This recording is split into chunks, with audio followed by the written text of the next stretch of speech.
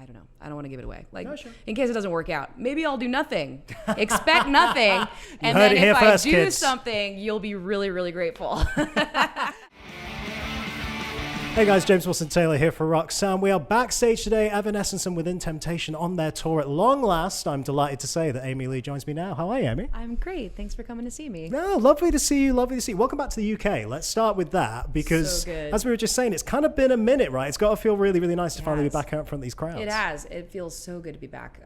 It's been a minute for everywhere. Yeah. But this is November now, so we've officially been back on tour for a full year, and it feels really good. This is sort of like the peak version of this show that we've been putting on, and this is like our grand finale, so we're very, very happy to be here. Yeah, how was it actually, those first steps? I've heard from a lot of bands, you know, some people just like hit the ground running again. It's like it'd never been away. Some people maybe took a minute. How was it for you guys actually getting that Evanescence show back together? As soon as we felt like we could try a way that would be safe and smart and good for everybody, we went for it. And we only got set back one time. We had to postpone a few shows in the middle of the winter of last year. There was a big surge going on. Yeah. But we hit it right back again. We were fortunate to be able to like make up those 4 shows like a month later, and everybody came. People didn't return their tickets. I am just blown away by the crowds that we've had here so far. I feel like in all of our hearts, between the bands and the fans, like everybody just wants it so much and has been dreaming of it and waiting for it so much that the passion is just there. So it feels really good. I mean, I was chatting to Sharon earlier as well. It does feel like this is another one of those tours where if you're a fan of one of those bands, chances are you're a fan of both. Like, it's kind of a really nice bill. It feels like those fans kind of really mix well together, right? Cool. They do, and this is definitely a first for us. I first saw Within Temptation live only a few years ago, right before the pandemic, when we decided, you know what, we should do this. People have been talking about us doing something together for years, and now I get it. So I'm glad it's finally happening. Yeah, definitely, for sure. No, it's a really, really nice mix there. Well, it's been a little minute since the album now. I think the last time we caught up, it was just kind of around Wasted on You and stuff, and, you know, the album hadn't come out yet. Went down really, really great with the audience, really, really nice. I guess now that it's in the rear view for a minute, how are you reflecting on that time and that release and what you kind of learned from making that record, I guess? It's hard to sum all that up. So much has happened actually already. But we're just in a really good place of, I feel really grateful. And I feel like we all really are still acutely aware of what it would feel like to not know if we'll ever get to do it again. We've all been through a lot in this time, not just about the pandemic. We've lost people in our lives. So just that feeling of being here now, you know, like 20 years after the first time, and seeing people who, some of them we even recognize. And I think about what the songs mean and what the fans mean in my life, and I know that the music is like, some of it's like a soundtrack a little bit to some of the big moments in other people's lives. I just feel all connected. It just feels like a very beautiful full circle moment where I'm able to live in the moment more than ever, and we're all just doing a lot of high-fiving backstage.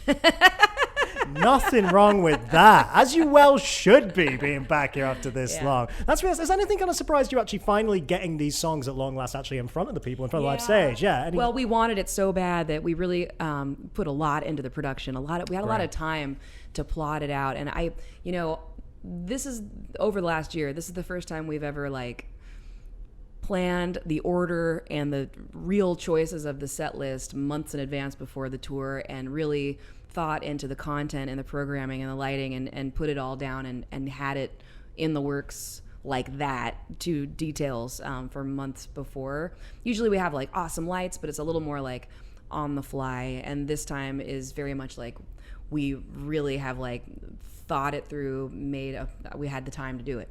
And now it's just like, you know, how do we, you know, keep changing it up, but not too much, because we haven't done the show here yet, and we want to give them our A show. You know, we want to give them all the songs.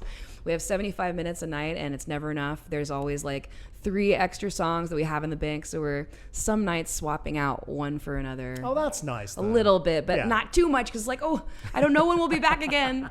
Like, we have to play you our favorites and your favorites too. So yeah. Yeah, It's nice to have too many. Hey, it's champagne problems. That's what we call those. Absolutely. A moment on that record that I do want to bring up. I've chatted to the likes of Taylor Momsen and Lizzie Hale and everything about that brilliant Use My Voice kind of moment that you had there. I'd love to just kind of pick your brain a little bit about, I mean, it went over so well. That message was expressed so clearly, which is always so nice when it actually, you're trying to express something like that and the audience fully kind of gets it and understands, which is what it seemed like it really, really cut through very, very well. Just tell me a little bit about, I guess, putting that track together and actually putting those guests together as well. It's a really, really nice lineup on it. Well, something that's really cool that I don't know if a lot of people know is that I actually enlisted the help of my friend Dina, who is opening for us tonight and on the first half of this tour from Viridia, one of my favorite artists and one of my closest friends. So I don't know. It's about helping each other and sisterhood, and it's not just about women, but that is such a moment right now where we truly need each other and need to stand together against so many evil, oppressive forces all over the world. But in that moment, it was just a simple, like, I was stuck on a song and had my friend over and we were listening to stuff together. And I was like, yeah, I really like this chorus progression, but I don't know if the song's ever going to become a song. I can't figure out what to do. I think I might just change it. You know, we're stuck. And she was like, wait, I've got a great idea. And she started doing the, and I just wouldn't have thought to go that way with a melody, and it just cracked my head open, and the collaboration and the spirit of the collaboration just pushed the meaning and the message of that. I get by with a little help from my friends, but also just like people standing together and that we are more together than alone into just a new stratosphere for me. And it feels really great to have her on tour. I hope we get another chance or two to do it, all the girls on stage for a minute during that part. We only got to do it once, and then everybody kind of had a cold and was like being careful. So I'm feeling like we're better. I'm hoping we get to do it again soon. Yeah, fingers crossed. No, what a lovely, lovely moment that is. Well, I mean, looking ahead to kind of things that are coming up, there's so much I want to talk about because you guys are keeping busy, which is great to see. Just announced that Sick New World Festival. Now, I was lucky enough to be at this When We Were Young thing recently, and I got to tell you, it was such a lovely moment as someone who's a big fan of that scene to see all these bands playing in front of like tens of thousands of people, biggest crowds I've ever played to sometimes. It really was, though. It was like a big celebration of that moment. And similarly, with that kind of era and that kind of genre, it's going to do exactly the same thing there. I mean, it's got to be exciting to kind of reflect a little bit on those moments again. The festival moments where everybody gets to come together and see each other again after a lot of us haven't seen each other in a couple of years have been so fun. Yeah, I'll bet. We did a couple of somewhat similar festivals recently, and I actually got to play our first show with 9 Inch Nails. Oh, wow. And there was a bunch of bands there. Tenacious D was there as well. I got to get up on stage with Tenacious D, and honestly, that was like a highlight of my year. That's so good. But I think really one of the most beautiful parts of that is getting to be together, and after everybody, that's what's cool about 9 Inch Nails finishing. The rest of us, so many of us, we're all fans of that. And everybody just slowly migrated after their set to front of house, and just everyone is at this big, huge front of house all together watching 9 Inch Nails and just being inspired and remembering what got you inspired into music. And that is cool too, because I know what it feels like. We know what it feels like to be in the crowd and what it means. So I don't know, it's all good. Yeah, it's nice when you get those moments like that. And obviously you were out on tour with Korn as well, who were on that lineup, which is so cool. I remember when last time we chatted with those guys at a festival last year, like Brian was just singing your praises, saying like that's a voice I just always love hearing. Yeah, I mean, it feels like it's a really, really nice kind of kinship and friendship over the years with those guys, right? Well, we've known each other for a good while now, really, and seen each other go through a lot of different things. So it's, again, like cool to be in a really good place now and be here years later and have it not be like, it's not like, I've been doing this forever, I'm so tired, all I want to do is go home. Like, we're all like, oh my God, we get to do this still. Sure. And oh my God, the crowd is huge. And everybody's just good. We had a really, really good tour with them. That was a beautiful thing. And Brian's a sweetheart. Yeah, no, really, really nice to see all those bands together again. And also, that kind of new generation, something that we didn't get to chat about last time, but, it seems a little while ago now, but still fresh in my mind. Collaborating with Bring Me the Horizon, who, of course, always cite the likes of yourselves and really all the bands of that era as kind of being major, major inspirations. Tell me a little bit about working on that track and getting to that was a really cool moment that came out of having to work remotely. And we were fans of theirs. Actually, my drummer's the one who turned me on to them in the first place a couple years ago. And they just reached out, and it was totally a bad moment. I was busy and I was working on my own stuff, and I was like, I don't have time to do anything right now, but I'll check it out. And then I listened to the song they had going, and I was just like, I have to drop everything this week and just do this. Damn it. So I just kind of like skipped out on what I was doing and focused on that beautiful, beautiful song. And it was this fun project where, you know, the time difference, like I'd work on it and get into my zone at night and have an idea and demo out my part and do whatever I was going to do. And then send it to Ollie, and then I'd wake up in the morning and I'd have his response and his going back on his side of it. And we just went back and forth like that for a week until this cool thing was born. It all happened really fast, and it really actually helped me get unstuck in what I was stuck in, because I'd been stuck at the very end of like our record, and it was missing a ballad. And I, you know, when you just need to be uncorked, like sometimes like I need to go over here and like paint something or cook something or write a different song with a collaboration, just something to uncork you. Like, it's hard to explain, but it just like made my heart pour out. And then Far From Heaven finished itself, and I was like, we do have a ballad for the record. That's great. Yeah. Yeah, sometimes concentrating on something else for a second, Yeah, that different just let creative it lane. go. Yeah. Oh, that's so nice to hear. No, what a great collaboration that was. We talk a little bit about looking back and that kind of era and everything. I'm sure it's not escaped your attention, but next year we're hitting a rather important album anniversary for yourselves. Yes. I mean, 20 years of Fallen, that is kind of crazy. Something I always like to ask people when we hit these album anniversaries is not so much what's changed, because that's kind of apparent. We see how these bands develop. Right. We see how you guys have grown and changed over the years.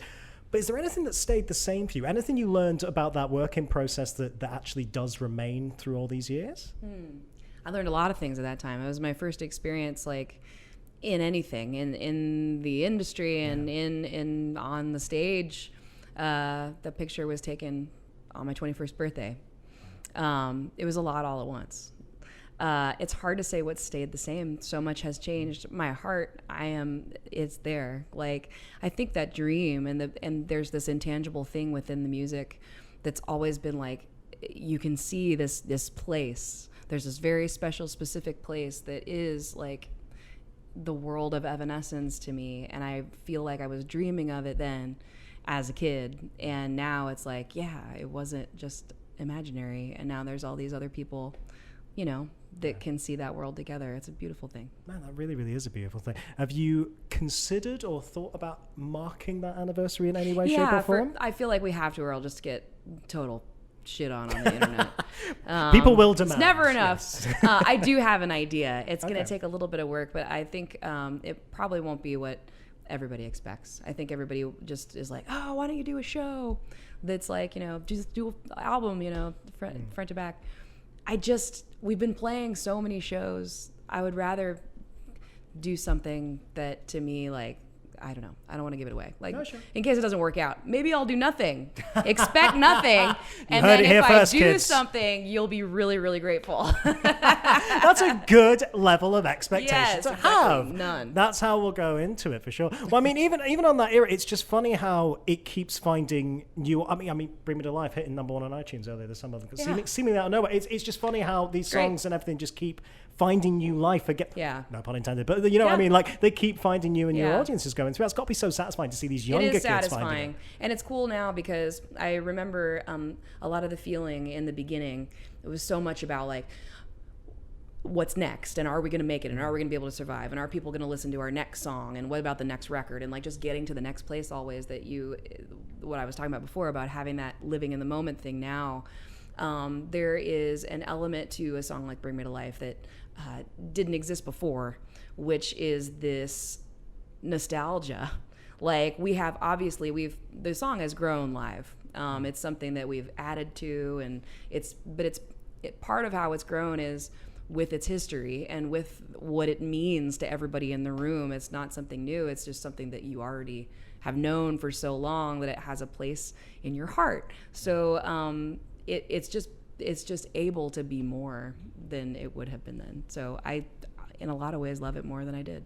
Man, that's so lovely to be able to have something like that all these years later and still growing and changing and developing like that. It's really, really cool. Looking forward then, let's do the new music question, shall we? How much are you thinking about? Has work begun on what might come next? That work hasn't begun. Okay. Thoughts have begun. Inspiration has begun. We have a beautiful new energy right now. Everybody's really happy. I feel like we worked hard through a hard time, and it's just been such a reward to be out like this. And we have Emma on bass. She's just been with us this year, and it has just been a really beautiful, fulfilling situation. We feel really strong on stage, so we're at that point. But the problem is, when you do well, you get more work, so we just keep booking shows, and it's at that point where I'm like, I need to start saying no, and I really don't want to, because the offers are really cool, but like, we have to find some time to next year start slowing it down just a little bit, so we can focus on being creative for the next thing, because I am ready for that.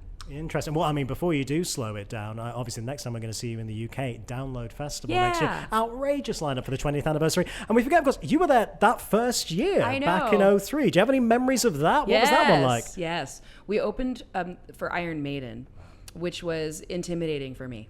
I hadn't been out that long. I was just a young little girl, and there was very few women around back then on the stage. I think Nightwish was there, but that might have been it. Interesting. No, not Nightwish. I'm thinking of Dream Theater. So yeah, I felt alone. Yeah. I remember just being like, those fans are going to eat me alive. This is going to be bad. Some other band had just gotten like piss bottled off the stage the night before for not being heavy enough. And I took a couple shots and went up there, and we actually had a really great show and a good response. And I remember bringing the piano out and everything and being like, this is the part where they're going to kill me. This is the part where they're going to hurt me. But it was like, I was so ready for that. Instead of being afraid, I just started getting mad. Like, not really, but just going, go ahead. Yeah. Go ahead and do it. And the attitude was just kind of like received, like, no, we like it. We like your weird, funky energy. So we had a great time, actually. I remember that show just being such a huge, huge, huge crowd, and it feeling like a personal, like, definite, like, confidence booster for the future of like, okay, I can do this. I belong here.